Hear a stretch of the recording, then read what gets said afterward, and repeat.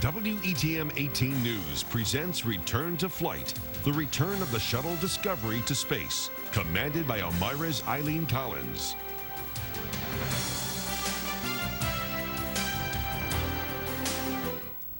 Good morning, I'm Jeff Stone. Welcome to WETM TV's Return to Flight Special Report. We are now about 39 minutes away from launch time. You're looking at a live picture of the Shuttle Discovery on the launch pad in Cape Canaveral, Florida. As you probably know, we're especially interested in this flight for two reasons. This is NASA's first flight back into space since the tragic loss of the Shuttle Columbia more than 2 years ago. And secondly, this important mission is under the command of an Elmira native, Eileen Collins. Collins and her crew boarded the Shuttle Discovery earlier this morning, just like they did 2 weeks ago. But then NASA scrubbed the mission over concerns of a faulty fuel sensor. NASA engineers still haven't found the source of the problem. They're prepared to bend the rules and launch anyways if the same thing happens again today. So who is Eileen Collins? Let's take a look at her resume. Colonel Collins was born November 19, 1956 in Elmira. She graduated from Elmira Free Academy in '74. She received an associate in science degree in math and science from Corning Community College in '76. From there, she went to Syracuse University. In 1978, she received a Bachelor of Arts degree in math and economics. The next year, Collins graduated from the U.S. Air Force Academy undergraduate pilot training program. And in 1991, she became a NASA astronaut. In '95, she became the first woman to pilot a space shuttle. In '99, she was the first woman to command a shuttle mission. Today's mission will mark her fourth venture into space. She's married and has 2 children. Recently, a reporter from our sister station in Orlando sat down with Eileen Collins for an interview. She told him about the tricky maneuver the Space Shuttle Discovery will need to perform in space. She also told us what she's telling her children about this launch. You have 2 children, and they were around for the last flight. They know what happened. What do you tell your children as you prepare to return to space?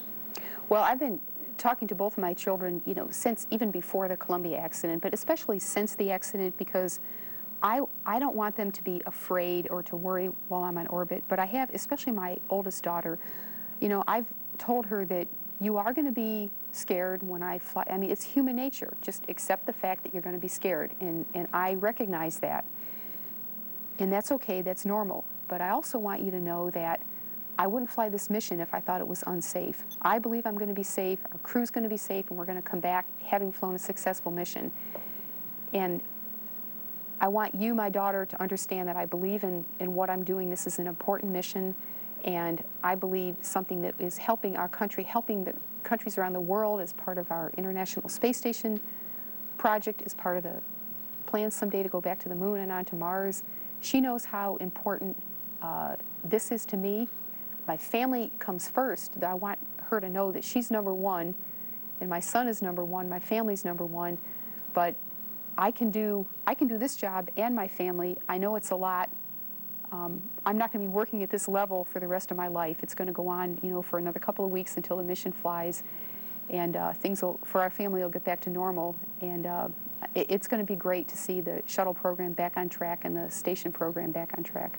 You've also got some tricky maneuvers that you personally are going to have to perform, flipping the shuttle upside down, and then also maneuvering it extremely close to the ISS. Talk about the difficulties in maneuvering this huge space shuttle and what your thoughts are about that.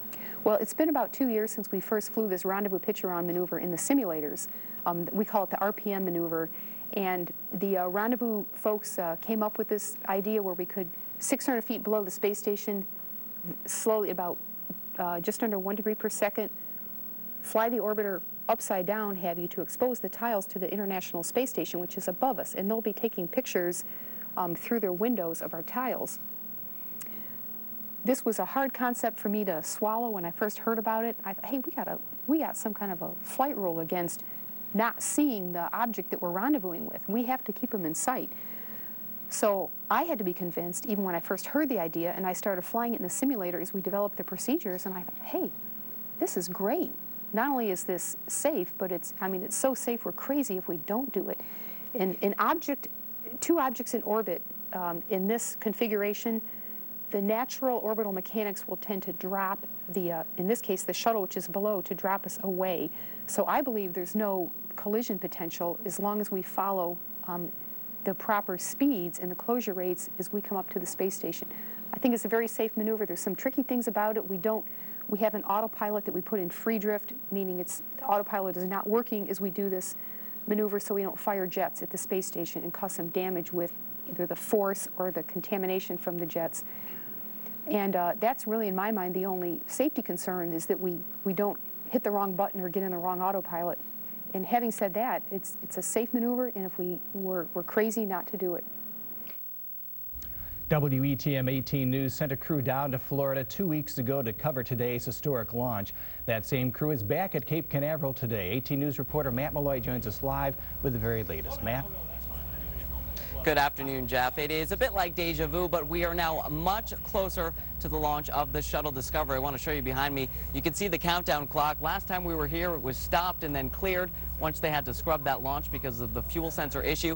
Now you see it is at 9 minutes, and it is in a scheduled hold. When we get back to that 9-minute countdown, when we approach the time, the 10:39, that countdown will start again, and we are getting closer and closer to liftoff. So, Jeff, this morning, everything so far going very smoothly. Technically speaking, they've done 2 tests already on the fuel sensors that they had issues with last time. Both times those tests came back good, so the fuel sensor is reading well, and they went through their communications checks a little while ago. Now, I want to show you the space shuttle behind me right now. That is the Shuttle Discovery in the distance. We're about 3 miles from it. Seems like a long way, but you can see it pretty close up when I have my photographer Wayne zoom in for you. And we want to note, they tell us when we get here in the morning to make sure we turn off our car alarms because the actual rumble from the liftoff can set those off. That's how powerful this can be. So right now, Jeff, everything looking good for this scheduled launch. Matt, you mentioned you're in a scheduled hold right now, but has NASA run into any issues so far this morning? They really haven't. We've been watching the NASA TV all morning. They actually show you as the astronauts are strapped in. They go through their communication checks. The crew actually closed the hatch just a short while ago. So they are now, the astronauts are now enclosed in there. And we'll show you some video as well of the astronauts as they left the administration building and followed that. They take that bus that takes them on the path. It's about a 20-minute ride over to the shuttle this morning. They arrived at the shuttle, kind of a little bit like deja vu, like 2 weeks ago. They loaded in, but this time they were strapped in and stayed in, and they continue to stay in that shuttle right now as we get closer and closer to liftoff. So far, no technical glitches. Everything went very smoothly. A big difference from 2 weeks ago, Jeff. Matt, the weather looks great behind you in our picture, but do you see any storm clouds on the horizon or any problems there? It has been getting better and better, Jeff. That is the great news. About 3 o'clock this morning, they upgraded the weather conditions. It was at 60% in favorable odds of the weather. At 3 a.m., they upgraded that to 80%. And just about maybe 20 minutes ago or so, that was upgraded to 90%. So that means only a 10% chance that the weather could interfere at this point with the scheduled launch. But right now, the skies are beautiful. It is a warm, beautiful day here, and everything is looking like a go for a launch, Jeff. Well, then everything's got to be pretty exciting right now, right? Absolutely. People are starting to get really excited. A lot of the media is congregating in front of their cameras and getting out there before this launch. Just the excitement is starting to build. It was a little anticlimactic earlier this morning because we saw the shuttle crew go on, and as I said, it was like deja vu because you see them get on and we're like, this is 2 weeks ago. Saw the same thing, and the launch happened to be scrubbed because of that fuel sensor issue. So we're kind of going through it again, but as we get closer, the excitement is really starting to build because you can feel you're closer to that actual launch. Jeff? Matt, where you are right now, is that who you'll be watching the launch from? It will be where we are watching the launch from. We are at the press site here. It's about 3 miles, as I said. They let us park right close by, but security is very tight. Again, this morning they have a media center set up as a park where you go through security, then you drive over and you can get on site. But 3 miles is about as close as we are allowed to get. It is considered, we're told, in the blast zone, so we are pretty close. Okay, Matt, thanks for our report today. Well, still to come on our return to space flight special report. We'll hear how Eileen Collins was breaking barriers even at a very young age. Plus, we'll check in live with Eileen's alma mater, Corning Community College. They're hosting a party there to celebrate the launch.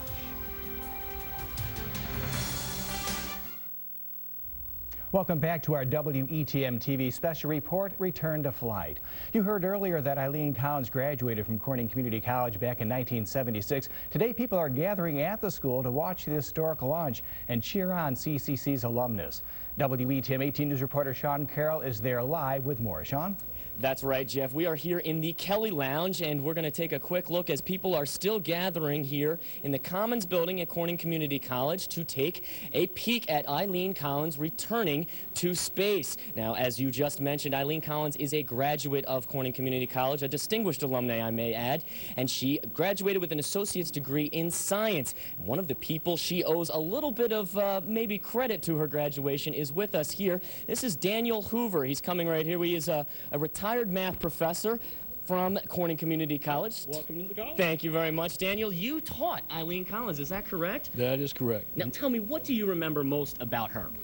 Well, she came to us in 1974. She was a young, shy, quiet lady that sat in the middle of my class and didn't ask a lot of questions, but we certainly enjoyed her. She was a good student. Now, you said she was very focused, very driven. You could tell that from the beginning, even though she was quiet.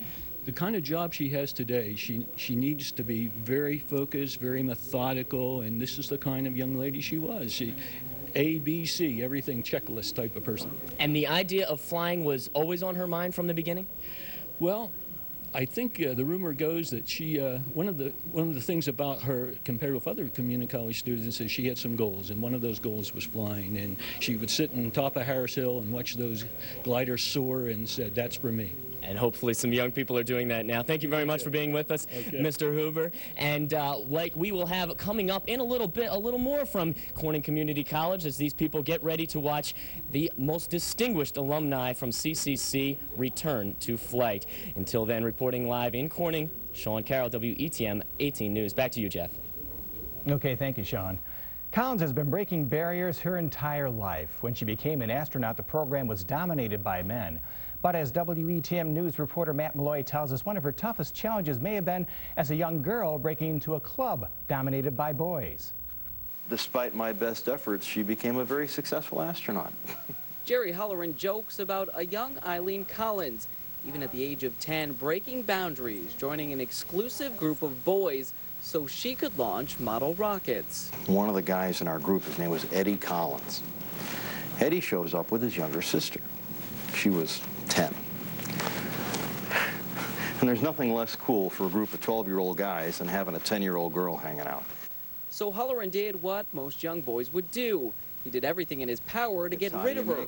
But young Eileen stuck it out and started bringing her own rockets. And holy cow, I mean, this thing flew. I remember I'm thinking every week, can I get the glue to stay on, or did I paint this the right color?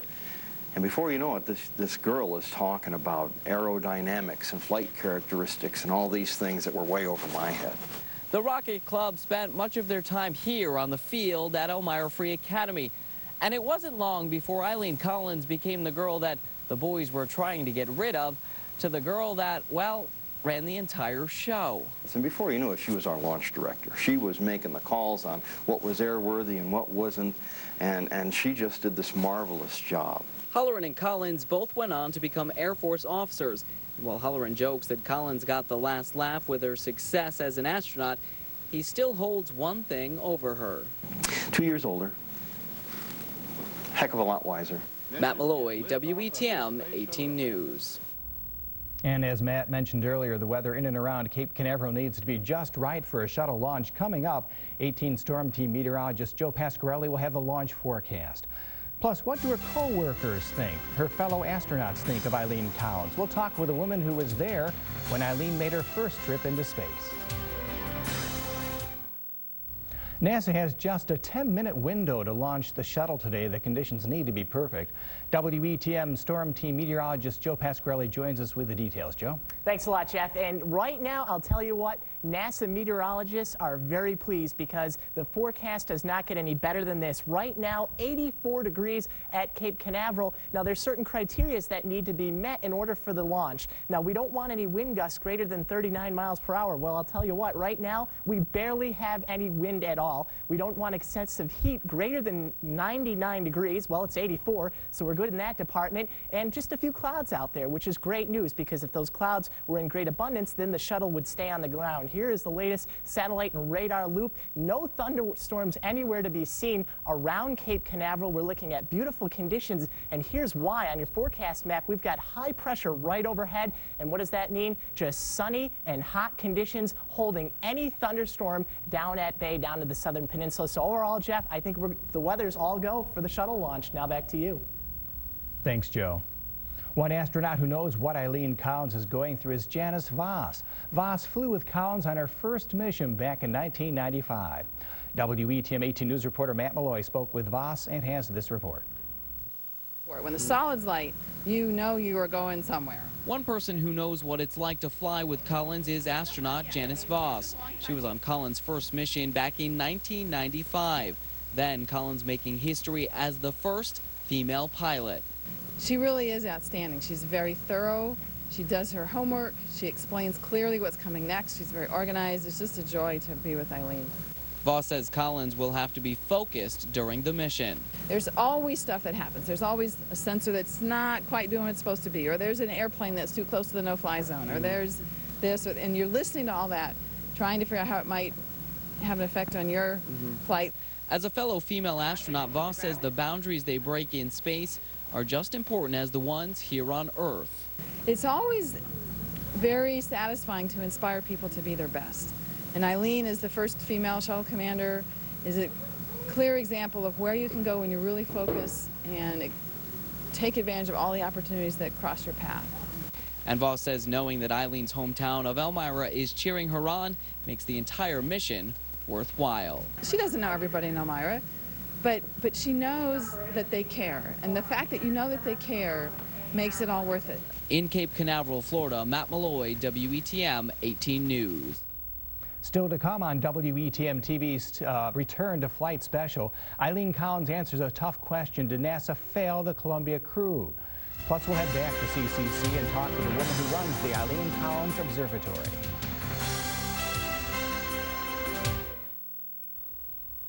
You're looking at a live picture of the Shuttle Discovery at the launch pad at Cape Canaveral, Florida. Inside is Elmira native Eileen Collins and her crew. Their mission to drop off supplies at the International Space Station is the first NASA shuttle mission since the Columbia tragedy in February 2003. After the mission was scrubbed 2 weeks ago, NASA hopes the second try this month is a charm.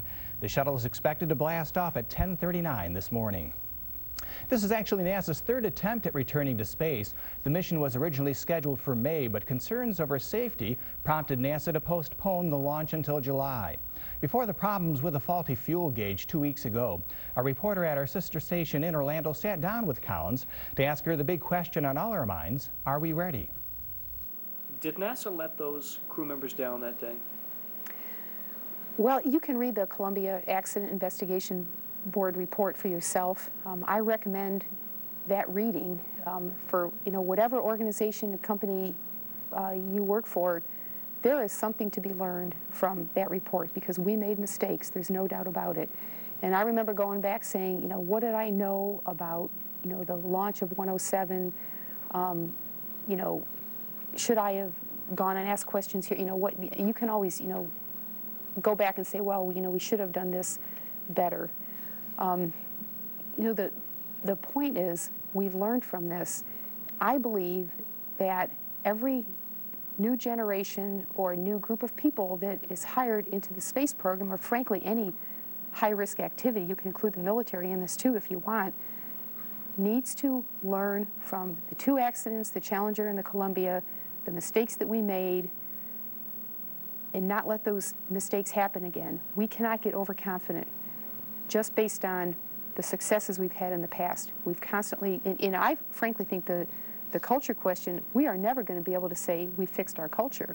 If we ever say we have fixed our culture and it's perfect, we got a problem, because we should always be trying to make ourselves better. I don't think you can ever be perfect.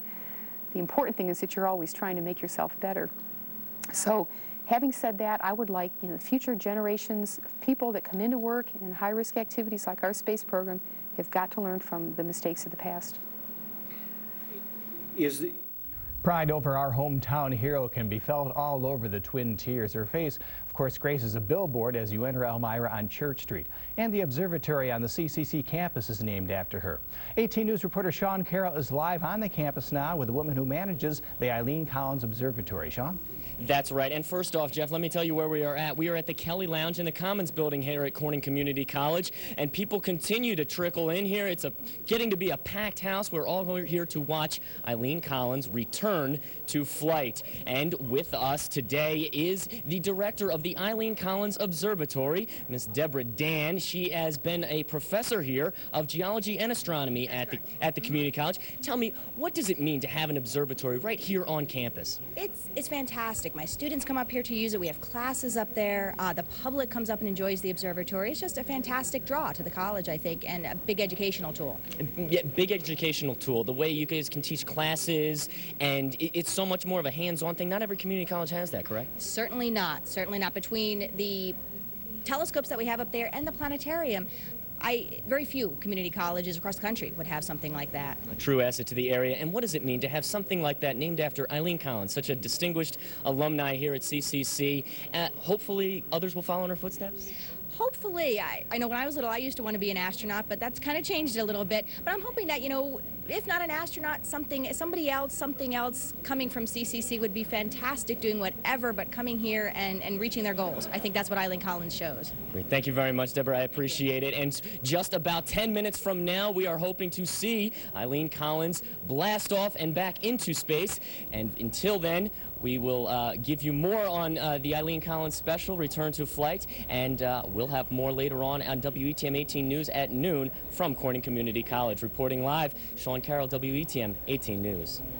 Sean, give me an idea. What's your sense from talking with the people who've interviewed there? Do they think that people like Eileen Collins have spurred more interest in the sciences and the technologies among women? Oh, definitely, definitely. We just spoke about 10 or 15 minutes ago with one of her old professors, and he says that he's seeing more and more students coming to the community college like CCC, not just for a learning experience to find out what they're going to do, but coming like Eileen did, very driven, driven towards the math, driven towards the sciences, driven towards other subjects, and the effect is felt throughout the campus. May I give us an idea? The camera's on you right now, but what kind of crowd are you expecting there to watch the launch? Well, right behind me here, Jesse can show you, we've got, I don't know, I'm just going to guess and say 30, 40 people coming in. We're still expecting more. It's the shuttle is expected to launch in the next 10 minutes or so, so I think we're going to get quite a reaction when that shuttle does finally blast off, and of course we're going to be bringing you that reaction in, on WETM 18 News at noon, when hopefully Eileen and the rest of the Shuttle Discovery crew is safely in space. And of course, I imagine right now there's no classes right now. We're in the summer break. Yes, I believe there are a couple summer classes that some students are taking advantage of. For the most part, campus is empty, except right here in the Kelly Lounge in the Commons building. Like we just showed you, there are plenty of people, young students, professors, friends, members of the community that I just happened to be passing through and decided what better place to watch Eileen Collins return to flight? Well, right here at where she used to go to school. Okay, thank you, Sean. We'll check in with you again on 18 News at noon, and thanks for joining us for our Return to Flight special report. But folks, don't go away just yet. With the launch about 10 minutes away, we're now turning our coverage over to another Elmira native, NBC News anchor Brian Williams. He's standing by live in New York. And be sure to watch 18 News all day for continuing coverage of NASA's return to flight.